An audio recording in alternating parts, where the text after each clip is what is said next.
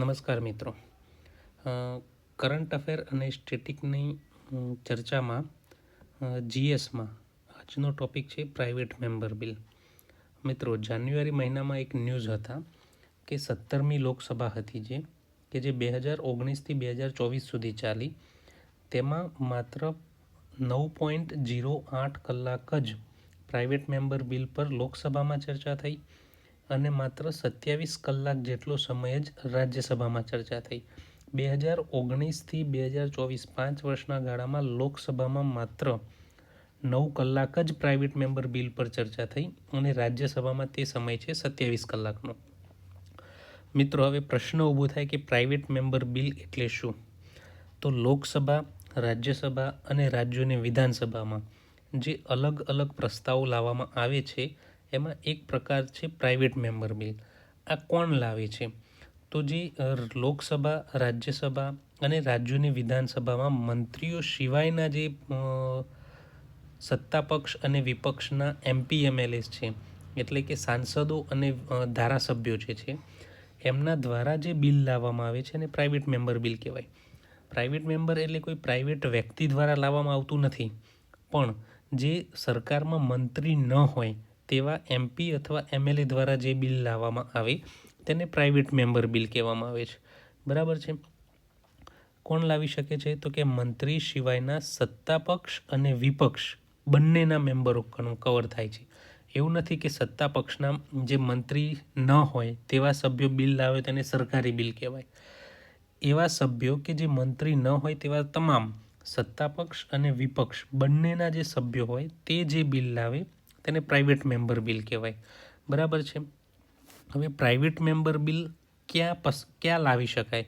તો કે જે સાંસદ છે આપણી એના બંને ગૃહોમાં, લોકસભા અને રાજ્યસભા બંને ગૃહોમાં આ પ્રસ્તાવ લાવી શકાય છે. બરાબર. હવે તો કે એના કેટલાક ઇમ્પોર્ટન્ટ ફેક્ટ્સ જે આ 3 નંબરના મુદ્દામાં કવરઅપ કરેલા છે એ બધા ઇમ્પોર્ટન્ટ ફેક્ટ્સ છે જે યાદ રાખવાના કે પ્રાઇવેટ મેમ્બર બિલમાં કઈ કઈ બાબતોનો સમાવેશ થાય. તો જે મેમ્બર આ પ્રસ્તાવ લોકસભા કે રાજ્યસભામાં લાવવા ઈચ્છતા હોય તેને લોકસભામાં અધ્યક્ષને અને રાજ્યસભામાં તેના ચેરમેનને 7 દિવસ પહેલાં નોટિસ આપવી પડે કે જે તે સભ્ય આ પ્રકારનું બિલ લાવવા માગે છે. હવે આ બિલ તૈયાર કોણ કરે?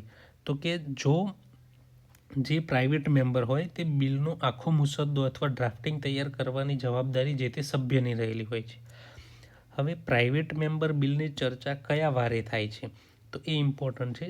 દર શુક્રવારે જ્યારે વિધાનસભા અથવા લોકસભા અથવા રાજ્યસભાના સત્ર ચાલુ હોય ત્યારે શુક્રવારે આ બિલ ઉપર ચર્ચા થાય છે. જ્યારે મંત્રીઓ દ્વારા જે બિલ લાવવામાં આવે છે જેને પબ્લિક બિલ તરીકે ઓળખવામાં આવે છે, જાહેર બિલો, તો એની ચર્ચા અઠવાડિયાના કોઈ પણ દિવસે થાય છે. જ્યારે આ પ્રાઇવેટ મેમ્બર બિલ માટે પર્ટિક્યુલરલી શુક્રવારની ફાળવણી કરવામાં આવી છે કે જ્યારે સંસદ સત્રમાં હોય તે સમય દરમિયાન શુક્રવારે પ્રાઇવેટ મેમ્બર બિલ પર ચર્ચા થશે.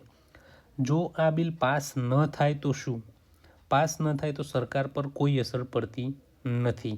જ્યારે કોઈ મંત્રી, એટલે કે જ્યારે મંત્રીઓ દ્વારા બિલ લાવવામાં આવે છે એ બિલ પબ્લિક બિલ કહેવામાં આવે છે.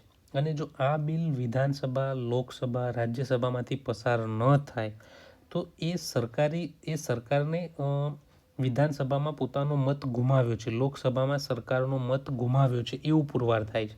અને આવા કિસ્સાઓમાં સરકારે રાજીનામું પણ આપવું પડે છે. બરાબર છે. એટલે જો પ્રાઇવેટ મેમ્બર બિલ લોકસભામાંથી પસાર ન થાય તો સરકાર પર કોઈ અસર પડતી નથી. અત્યાર સુધી, એટલે ભારત આઝાદ થયું ત્યારથી આજ સુધી માત્ર 14 બિલ જ આપણા પ્રાઇવેટ મેમ્બર બિલ તરીકે પસાર થયા છે. બરાબર છે. એમાં 1970 બાદ તો એક પણ બિલ હજુ સુધી પસાર થયેલ નથી. આ 14 બિલ ક્યાંના છે? 1947થી 1970 વચ્ચે પસાર થયેલા છે. 1970થી આજ દિન સુધી કોઈ પ્રાઇવેટ મેમ્બર બિલ પસાર થયેલ નથી. બરાબર છે. હવે માત્ર સરકાર જ પ્રસ્તાવ લાવી શકે તેવા બિલ કયા? તો કે મની બિલ. આપણે જે બજેટ અને જે ટેક્સ સંબંધિત બિલ હોય છે તે મની બિલ કહેવામાં આવે છે. અને આ બિલનો પ્રસ્તાવ માત્ર સરકાર જ લાવી શકે. પ્રાઇવેટ મેમ્બરો આ બિલનો પ્રસ્તાવ લાવી શકતા નથી. હવે બંધારણીય સુધારા માટેના જે બિલ હોય છે એ ઇમ્પોર્ટન્ટ હોય છે, જે આપણા બંધારણમાં સુધારો કરતા હોય છે. હવે આ પ્રકારના બિલ એ મંત્રીઓ પણ લાવી શકે અને પ્રાઇવેટ મેમ્બર પણ લાવી શકે. હવે જે મંત્રી બિલ લાવે છે અને આ પ્રાઇવેટ મેમ્બર બિલ છે, એમાં શું ફરક છે એ આપણે નાનકડો ફરક સમજી લઈએ. બરાબર છે. તો કે પ્રાઇવેટ મેમ્બર બિલ છે એ આપણે જોયું તેમ મંત્રીઓ સિવાયના વ્યક્તિઓ લાવે છે, મંત્રીઓ સિવાયના સત્તા પક્ષ અને વિપક્ષના સભ્યો લાવે છે, જ્યારે પબ્લિક બિલ છે એ મંત્રી દ્વારા લાવવામાં આવે છે. પ્રાઇવેટ મેમ્બર બિલ માટે 7 દિવસની નોટિસ આપવી પડે છે લોકસભા અથવા રાજ્યસભામાં, જ્યારે પબ્લિક બિલ લાવવા માટે કેટલા સમયની નોટિસ આપવામાં આવે છે? 1 મહિના. 1 મહિના પહેલાં જે તે મંત્રીએ કહેવું પડે કે ભાઈ હું આ પ્રકારનું બિલ લાવવા માગું છું. જો પ્રાઇવેટ મેમ્બર બિલ પાસ ન થાય તો સરકાર પર કોઈ અસર પડતી નથી. જ્યારે જે સરકારી બિલ હોય અથવા જાહેર બિલ હોય એ પાસ ના થાય તો સરકારે રાજીનામું આપવું પડે છે. આના માટે સમય ફાળવેલો છે શુક્રવાર, અને આ કોઈ પણ દિવસે any day of the week it can be discussed. Can not introduce money bill, મતલબ પ્રાઇવેટ વ્યક્તિઓ કોઈ મની બિલ એટલે બજેટ પ્રકારની કોઈ પણ બિલ લાવી શકતા નથી.